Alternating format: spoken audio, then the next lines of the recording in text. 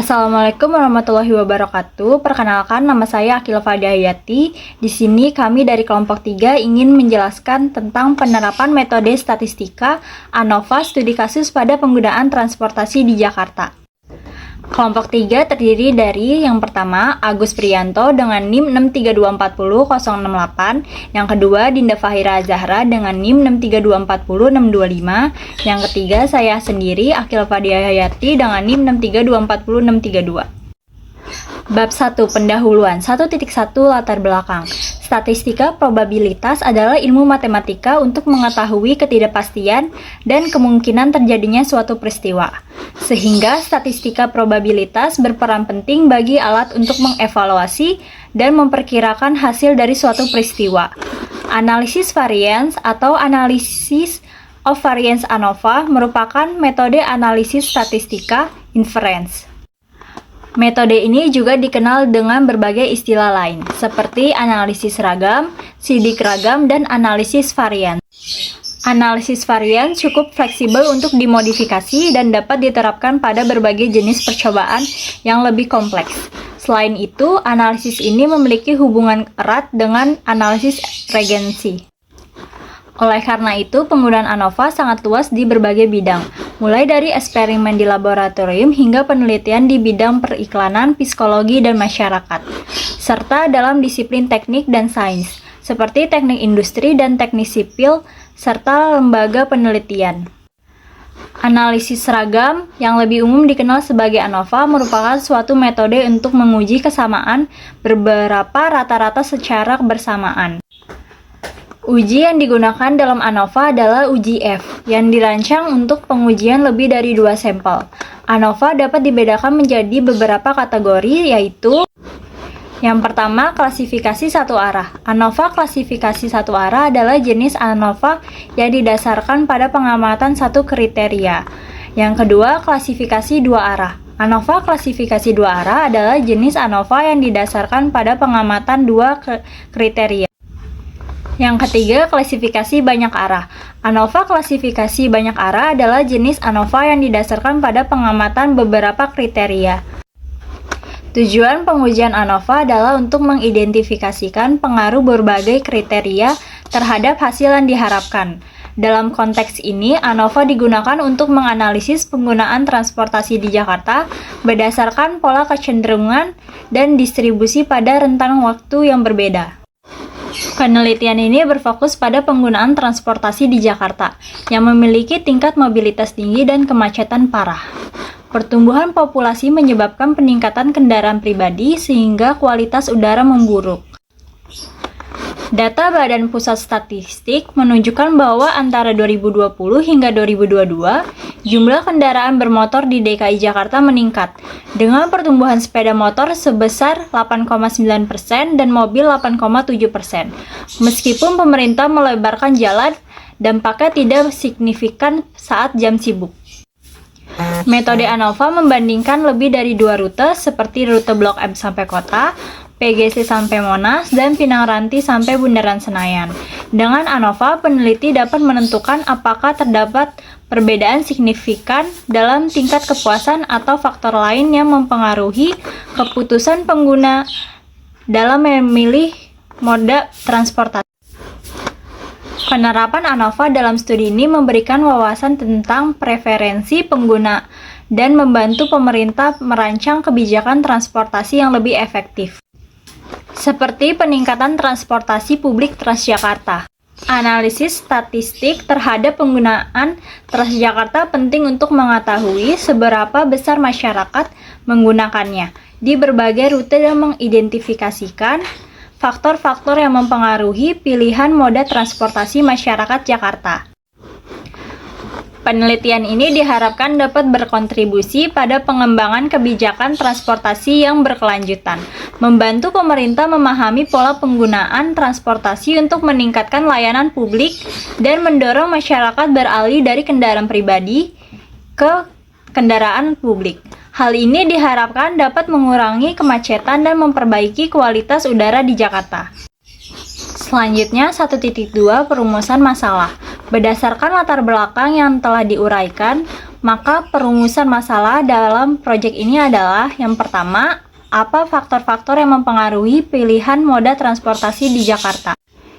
Yang kedua, apakah terdapat perbedaan signifikan dalam tingkat kepuasan penggunaan antara berbagai rute Transjakarta menggunakan metode ANOVA?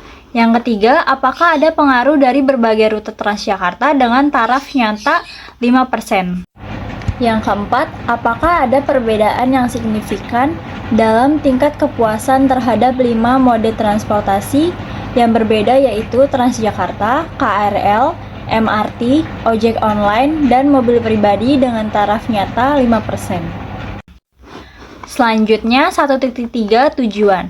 Berdasarkan latar belakang yang telah diuraikan sebelumnya, maka tujuan dari proyek ini adalah yang pertama untuk mengidentifikasi faktor yang dapat mempengaruhi keputusan dalam penggunaan memilih moda transportasi. Yang kedua, untuk mengetahui perbedaan signifikan dalam tingkat kepuasan penggunaan antara berbagai rute Transjakarta menggunakan metode ANOVA. Yang ketiga, untuk mengetahui pengaruh dari berbagai rute Transjakarta dengan tarif nyata 5%. Yang keempat, untuk mengetahui perbedaan tingkat kepuasan penggunaan terhadap mode transportasi yang berbeda yaitu Transjakarta, KRL, MRT, ojek online, dan mobil pribadi dengan taraf nyata 5%. Selanjutnya akan dilanjutkan oleh rekan saya yaitu Dinda Fahira Azahra. Lalu di bab 2 ini kita akan membahas klasifikasi satu arah ANOVA. Analisis varian atau Analysis of Variance atau ANOVA adalah suatu metode analisis statistika yang termasuk ke dalam cabang statistika inferensi. ANOVA dapat digolongkan ke dalam beberapa kriteria yaitu klasifikasi satu arah, dua arah, dan banyak arah. Klasifikasi satu arah ANOVA atau one way ANOVA adalah metode statistik yang digunakan untuk membandingkan rata-rata dari 3 kelompok atau lebih yang berasal dari populasi yang berbeda. Dalam konteks kepuasan penggunaan Transjakarta digunakan untuk menganalisis perbedaan tingkat kepuasan di antara berbagai rute berdasarkan kepuasan pelayanan. ANOVA digunakan untuk membandingkan rata-rata populasi, bukan ragam populasi. Jenis data yang tepat untuk ANOVA adalah nominal dan ordinal pada variabel bebasnya. Jika data pada variabel bebasnya dalam bentuk interval atau rasio, maka harus diubah dulu dalam bentuk ordinal atau nominal. Sedangkan variabel terikatnya adalah data interval atau rasio. Dalam analisis klasifikasi satu arah, terdapat 2 jenis variabel yang perlu dipahami yaitu variabel bebas atau independen dan tak bebas. Kalau variabel bebas itu adalah variabel yang dikelompokkan untuk melihat pengaruhnya terhadap variabel dependen. Variabel tak bebas yaitu variabel yang diukur dalam penelitian dan nilainya dipengaruhi oleh variabel independen. Variabel dependen biasanya merupakan data kuantitatif yang menunjukkan hasil suatu perlakuan atau kondisi. Lalu di sini ada contoh studi kasus. Yang pertama, seorang mahasiswa ingin meneliti mengenai kepuasan penggunaan Transjakarta dengan rute Blok M Kota, Pinang Ranti Bundaran Senayan, PGC Monas, Kampung Rambutan Ancol, Pulau Gadung Harmoni dengan tarif nyata 5%. Data dapat dilihat pada tabel berikut. Di sini di tabelnya ada ya rutenya sama kepuasan penggunaannya. Rate-nya itu 1-10. Lalu dengan taraf 5% ini, ujilah apakah ada perbedaan yang signifikan dalam menilai kepuasan penggunaan pada 5 jenis rute tersebut. Penyelesaiannya, yang pertama kita cari hipotesisnya dulu ya. Untuk HO tidak ada perbedaan signifikan dalam tingkat kepuasan atau pada kelima rute tersebut. Kalau H1 terdapat setidaknya satu perbedaan signifikan dalam tingkat kepuasan kelima rute tersebut. Yang kedua, taraf nyataannya itu sama dengan 0,05. Derajat bebasnya variabel 1 yaitu K-1 sama dengan 5 kurang 1 sama dengan 4. V2 yaitu N kurang K sama dengan 30 kurang 5 hasilnya 25. Yang keempat, daerah kritis F tabelnya itu 0,05, 4, dan 25, yaitu sama dengan 2,76. Untuk H0 ditolak jika F hitung kurang dari F kritis. H0 diterima jika F hitung lebih besar dari F kritis. Yang pertama, nilai hitungnya itu ada rumusnya ya. Di sini bisa kita lihat rumus untuk jumlah kuadrat total, jumlah kuadrat antar kelompok, dan kuadrat dalam kelompok. Nanti di sini juga ada rumus rata-rata, yaitu rata-rata antar kelompok, rata-rata dalam kelompok, dan rumus F hitung. Perhitungannya berdasarkan data kita bisa lihat kalau rata-rata keseluruhannya itu sama dengan 7,03.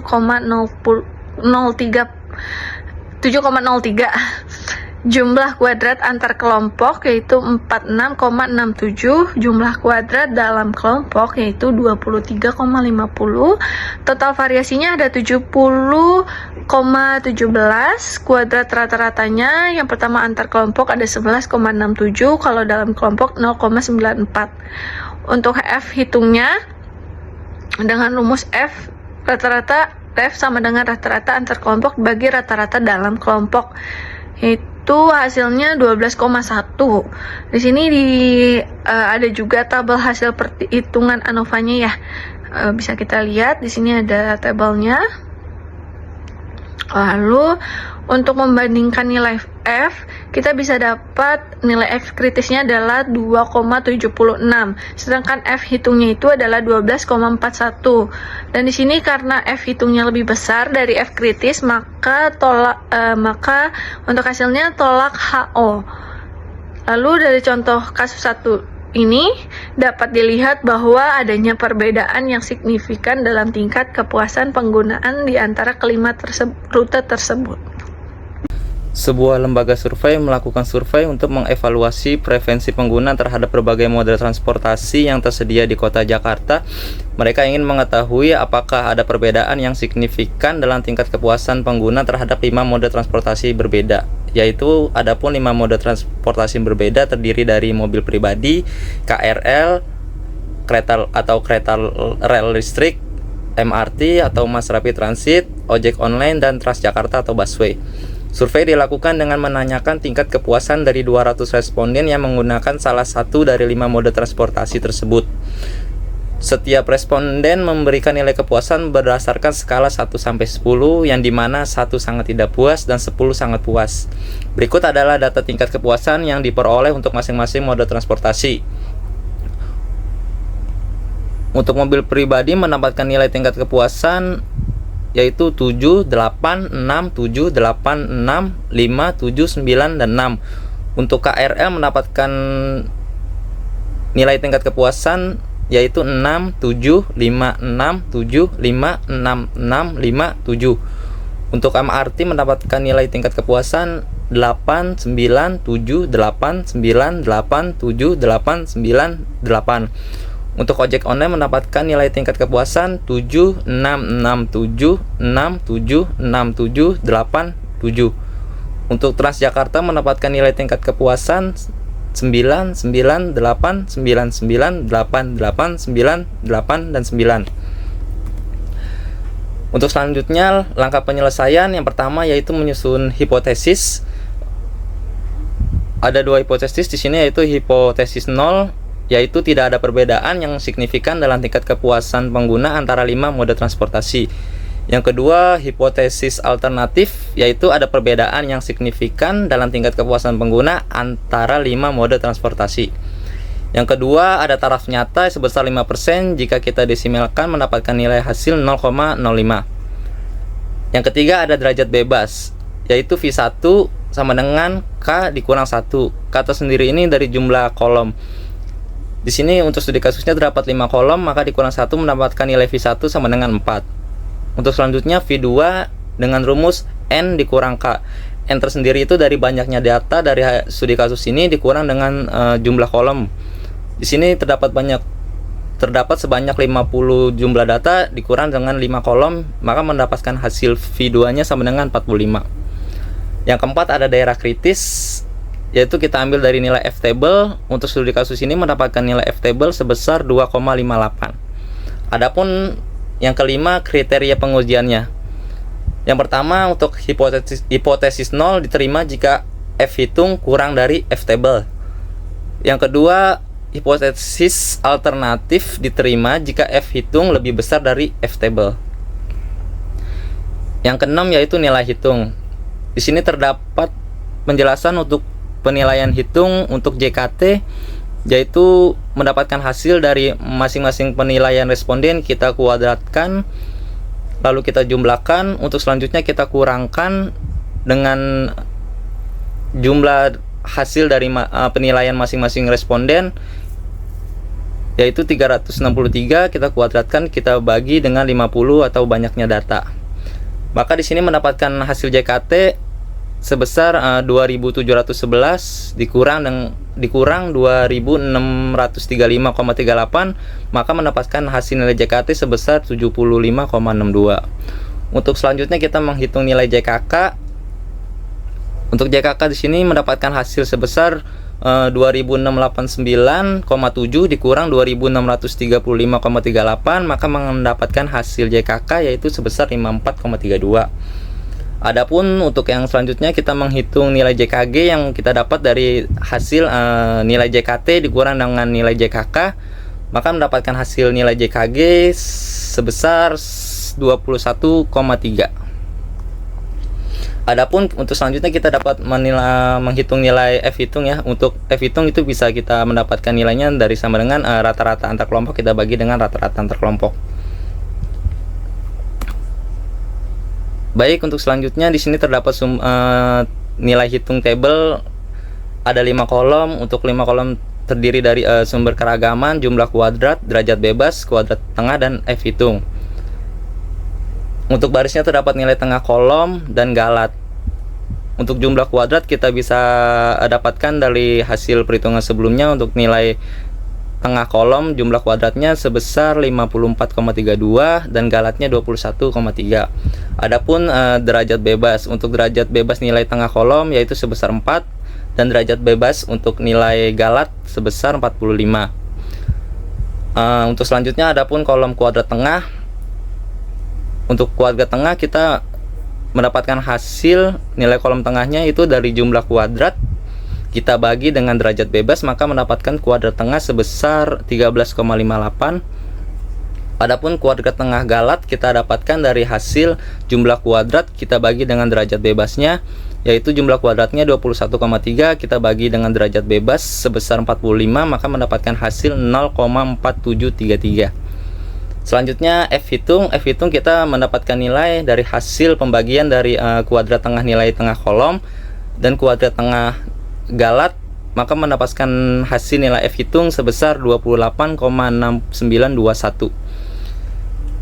Adapun perbandingan nilai F di sini kita dapat menyimpulkan dari hasil perhitungan nilai F kritis adalah 2,58 dan nilai F hitung adalah sebesar 28,6921. Dari hasil perhitungan kita dapat menyimpulkan karena F hitung lebih besar dari F kritis, maka tolak hipotesis 0. Untuk selanjutnya analisa hasil. Berdasarkan hasil perhitungan kasus, maka penulis mendapatkan hasil analisis pada masing-masing studi kasus sebagai berikut. Untuk studi kasus 1, seorang mahasiswa ingin meneliti mengenai kepuasan menggunakan Transjakarta dengan rute Blok M, Pinang Ranti, Bundaran Senayan, PGC, dan Monas dengan tarif nyata 5%. Di sini kita mendapatkan hasil analisis yaitu untuk F hitungnya 12,41 dan F table-nya sebesar 2,76. Oleh karena itu, karena F hitung lebih besar daripada F table, maka hipotesis 0 ditolak. Untuk studi kasus 2 yaitu studi kasus survei dilakukan dengan menanyakan tingkat kepuasan dari 200 responden yang menggunakan salah satu dari 5 mode transportasi tersebut. Setiap responden memberikan nilai kepuasan berdasarkan skala 1 sampai 10, di mana 1 sangat tidak puas dan 10 sangat puas dengan tarif nyata 5%. Untuk nilai F hitungnya kita mendapatkan sebesar 28,6921 dan untuk nilai F table-nya sebesar 2,58. Maka dari itu kita menyimpulkan karena F hitung lebih besar dari F table, maka kita menolak hipotesis 0. Adapun kesimpulan, berdasarkan hasil analisis yang dilakukan, dapat disimpulkan bahwa untuk hasil uji ANOVA pada studi studi kasus 1 menunjukkan perbedaan signifikan dalam tingkat kepuasan pengguna terhadap kelima rute Transjakarta sehingga hipotesis alternatif diterima. Ini berarti ada variasi signifikan dan dalam kepuasan pengguna di antara rute-rute tersebut. Untuk uji ANOVA studi kasus 2, di sini kita mengindikasikan perbedaan signifikan dalam tingkat kepuasan pengguna terhadap 5 mode transportasi di Jakarta yang juga mendukung penerimaan hipotesis alternatif. Dengan demikian, kelima metode transportasi memiliki tingkat kepuasan yang berbeda secara signifikan di kalangan penggunanya. Adapun saran, berdasarkan kesimpulan kami mengusulkan beberapa saran untuk meningkatkan kualitas layanan transportasi di Jakarta. Yang pertama yaitu evaluasi faktor kepuasan dengan cara selidiki faktor-faktor yang memengaruhi perbedaan kepuasan antara rute seperti waktu tempuh dan kenyamanan agar perbaikan lebih terfokus.